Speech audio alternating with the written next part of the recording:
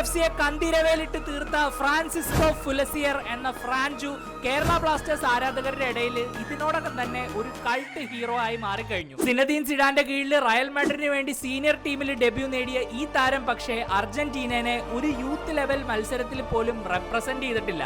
അതിന്റെ പിന്നിൽ ഒരു വലിയ അഴിമതിയുടെ കഥയുണ്ട്. അതിനെക്കുറിച്ചാണ് നമ്മൾ ഇന്ന് ചർച്ച ചെയ്യാൻ പോകുന്നത്.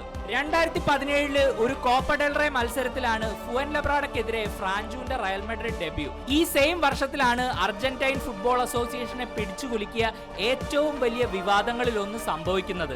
അന്നത്തെ FA ഒഫീഷ്യൽസ് അവരുടെ ലീഗിൽ ക്ലബ്ബുകൾക്ക് ലഭിക്കേണ്ടിയിരുന്ന ബ്രോഡ്കാസ്റ്റ് റൈറ്റ്സിലെ പൈസയിൽ കൈയിട്ട് വാരി. ഒരുപാട് ക്ലബ്ബുകൾ പ്ലെയേഴ്സിന് സാലറി പോലും നൽകാനാവാതെ കഷ്ടപ്പെട്ടു. 200-ൽ പരം പ്ലെയേഴ്സ് സമരം വിളിച്ചു.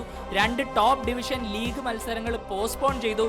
ഈവൻ അർജന്റീനിയൻ ഗവൺമെന്റ് വരെ ഈ ഒരു വിഷയത്തിൽ ഇടപെട്ട് ഏകദേശം $22 മില്യൺ കൊടുത്ത് എല്ലാം പരിഹരിക്കാൻ നോക്കി. ഈ ഒരു സമയത്താണ് നമ്മുടെ ഫ്രാഞ്ചു റയൽ മാഡ്രിഡിന്റെ യൂത്ത് ടീമിൽ തരംഗം ഉണ്ടാക്കി അവിടെ സീനിയർ ടീമിന് വേണ്ടി കളിക്കുന്നത്.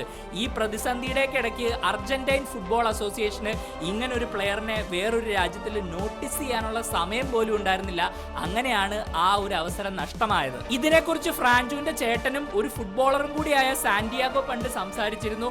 റയൽ മാഡ്രിഡിനെ സീനിയർ ലെവലിൽ റെപ്രസെന്റ് ചെയ്തൊരു പ്ലെയറിന് അർജന്റീനയ്ക്ക് യൂത്ത് ലെവലിൽ ഒരു ക്യാപ്പ് പോലും ഇല്ലെന്നുള്ളത് അതിശയകരമാണെന്ന്. എന്നാൽ അർജന്റീനിയൻ ഫുട്ബോൾ അസോസിയേഷന്റെ ഒരു ചീഫ് ഇതിനുശേഷം ഒരു പ്രതികരണം നൽകിയിരുന്നു. ഈ പ്ലെയർ ടെക്നിക്കലി ഫുൾ ടൈം സ്പെയിനിൽ കളിച്ചതുകൊണ്ട് തന്നെ അർജന്റീനയെ റെപ്രസെന്റ് ചെയ്യാൻ താല്പര്യമുണ്ടോ എന്ന് അവർക്ക് അറിയില്ലായിരുന്നു. അതുകൊണ്ടാണത്രേ അവർ ഫോർമലി ഫ്രാഞ്ചുവിനെ കോൺടാക്ട് ചെയ്യാണ്ടിരുന്നത്.